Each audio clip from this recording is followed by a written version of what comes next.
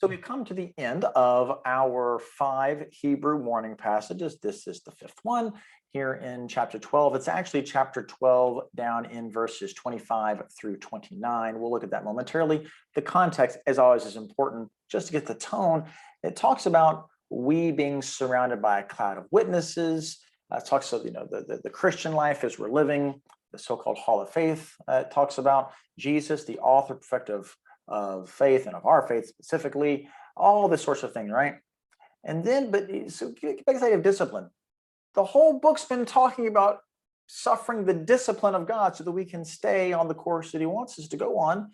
So it says that you have not forgotten the exhortation which reasons with you as children. My son, don't take lightly the chastening of the Lord, nor be faint when you are reproved by him. For whom the Lord lords, he disciplines, and he chastises every son he receives. This whole purpose of this book has been warning us of the discipline of God's children. And that discipline is to reprove and to bring us to the place he wants us to be, not to send us to hell, or not to say that we're no longer his children. Just further evidence of the general way we've been taking this book. Therefore, it is for discipline that you endure. And I'll let you read the rest of that. We get down to the final warning passage, and this idea of not refusing God who speaks here in verse 18 and 22. It talks about how the Old Testament, they came to the mountain where, remember the Old Testament, they couldn't even go on the mountain or they would die. God was up there in a ring of fire talking to Moses. They were terrified. And he says, but you haven't come to a mountain like that. You've come to Mount Zion.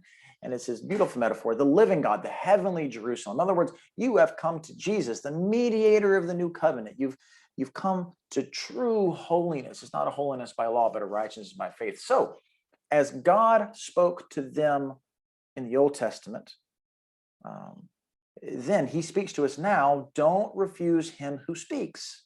This is our exhortation. Don't refuse him who speaks. Why? If they didn't escape when they refused him who warned them, and they didn't, remember they died in the wilderness, right? How much more will we not escape if we turn away from him who warns in heaven? And Jesus is in heaven warning us to take seriously our faith, going way back to chapter 2, right? This not neglecting our salvation. Then he says, this is the real reason. This is as much warning as promise. So it says that he has promised, saying, once more I will shake not only the earth, but also heaven. What does this mean? Yet once more, look at this.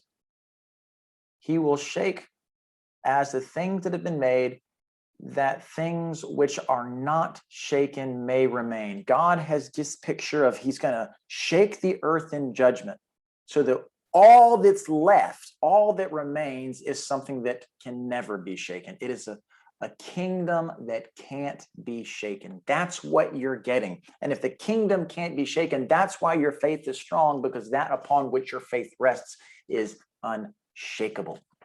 So since this inheritance that we have can't be shaken, no matter what the judgment is, let's have grace. Let's have grace. Because this is your choice. Either we have grace and we walk in it, and we walk in that confidence. We hear his voice, or else we fall under his judgment. Why?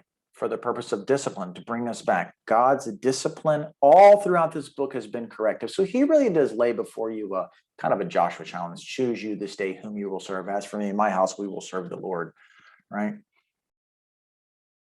God's grace is there, and it's beautiful, and the kingdom can't be shaken, and it's everlasting, and it's firm. And he's simply asking you to walk fast, hold fast in that connection, encourage one another, stay there in that place of faith. Watch as God shakes all around you that which is not going to last forever, so that you can enjoy that which will.